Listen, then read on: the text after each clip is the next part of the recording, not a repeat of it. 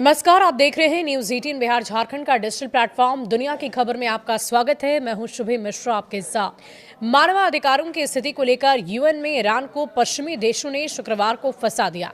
Iran के खिलाफ एक प्रस्ताव लाया गया। ईरान इस मुद्दे पर बुरी तरह फंस गया था। पश्चिमी देश और नाटो सदस्य जैसे अमेरिका, फ्रांस और दक्षिण कोरिया ईरान के खिलाफ थे। वे सख्त कार्रवाई चाहते थे, लेकिन भारत ने डंके की चोट पर ईरान का साथ दिया। भारत ने प्रस्ताव के खिलाफ वोट किया। ईरान और भारत की दोस्ती से दुनिया वाकिफ है। मुश्किल घड़ी में अक्सर भारत अपने दोस्तों का साथ देता है और इस बार भी कुछ ऐसा ही हुआ है। पश्चिम देशों ने शुक्रवार को ईरान को यूएन में फंसाया। ऐसे में भारत ने देखा नहीं गया। भारत ने डंके की चोट पर ईरान का साथ दिया। दरअसल हुआ ये कि यूएनएचआरसी यानी कि संयुक्त राष्ट्र मानवाधिकार परिषद में ईरान की मानवाधिकार उल्लंघनों पर एक बड़ा विवाद हुआ। शुक्रवार को यूएनएचआरसी ने ईरान की निंदा की और हाल के विरोध प्रदर्शन पर क्रूर कार्रवाई के जांच के आदेश दिए। ये जांच हजारों लोगों की मौतों से जुड़ी हुई है।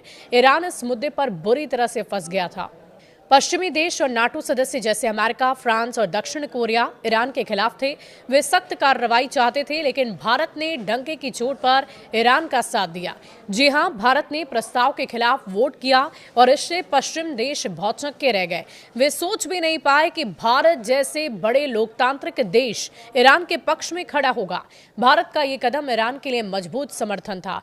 भारत ने ये साफ कर दिया कि वो ईरान के आंतरिक मामलों में बाहरी हस्तक्षेप के खिलाफ है और इससे भारत की विदेश नीति की ताकत नजर आई, जो संतुलित और स्वतंत्र है। पश्चिमी देशों को लगा कि वे आसानी से ईरान को अलग थलग कर लेंगे, लेकिन भारत के वोट ने उनके प्लान पर पानी फेर दिया। भारत की तरह ही चीन ने भी ईरान का साथ दिया है। और आखिर हुआ क्या, हम आपको पूरी कहानी सुनाते हैं। दरअसल ये पूरी घटना जेनेवा में यूएनएचआरसी की इमरजेंसी मीटिंग में हुई। यूएन की इस बॉडी ने ईरान के खिलाफ एक प्रस्ताव पास किया। ये 2022 में शुरू हुई जांच को बढ़ाने का था। अब यूएन जांच करता हाल के दंगों को भी जांच करेंगे। ये जांच भविष्य में कानूनी कार्रवाई के लिए दस्तावेज तैयार करेगी। अधिकार समूहों का कहना है कि 1989 की इस्लामी क्रांति के बाद ये सबसे बड़ा क्रैकडाउन था। इसमें आम नागरिक भी मारे गए। हालांकि तेहरान सरकार ने इसे आतंकवादी और दंगाइयों का काम बताया। उन्होंने कहा कि अमेरिका और इजराइल जैसे विदेशी दुश्मन इसके पीछे हैं। ईरान के यूएन मिशन ने इस प्रस्ताव की निंदा की है। ईरान ने कहा कि वो बाहरी हस्तक्षेप नहीं सहन करेगा। बैठक में क्या हुआ? चीन, पाकिस्तान, क्यूबा और इथियोपिया जैसे देशों ने बैठक की उपयोगिता पर सवाल खड़े किए। चीन के राजदूत जिया गाइड ने कहा कि ईरान का दंगा आंतरिक मामला है।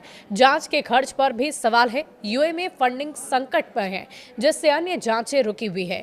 यह स्पष्ट नहीं है कि इस जांच का पैसा कौन देगा। इसके बाद बात अब वोटिंग की थी। इसमें कुल 46 देशों ने वोटिंग किया। प्रस्ताव ईरान के खिलाफ था, यानी जांच बढ़ाने के पक्ष में। ईरान के खिलाफ प्रस्ताव के पक्ष में 25 वोट पड़े और विपक्ष में 7.14 देशों ने वोटिंग से दूर रहने का फैसला लिया। ईरान के खिलाफ प्रस्ताव के पक्ष में कौन कौन से देश हैं?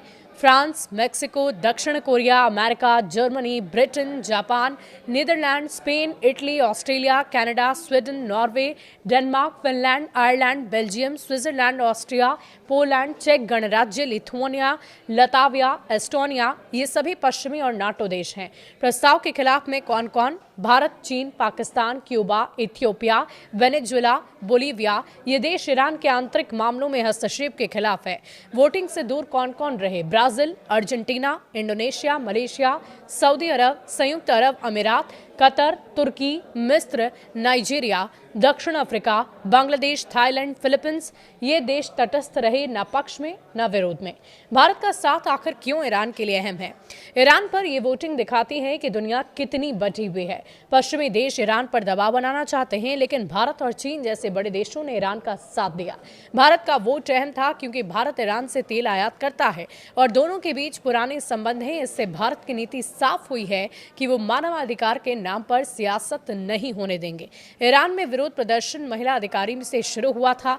एक महिला महसा अमीनी की पुलिस हिरासत में मौत हुई, उससे भड़क गए। अब ये पूरे देश में फैल गया। हजारों लोग गिरफ्तार हुए। महिलाएं हिजाब उतारकर विरोध कर रही है। सरकार ने इंटरनेट बंद कर दिया और बल का प्रयोग किया। अधिकार समूहों का कहना है कि मौतों की संख्या और बढ़ सकती है।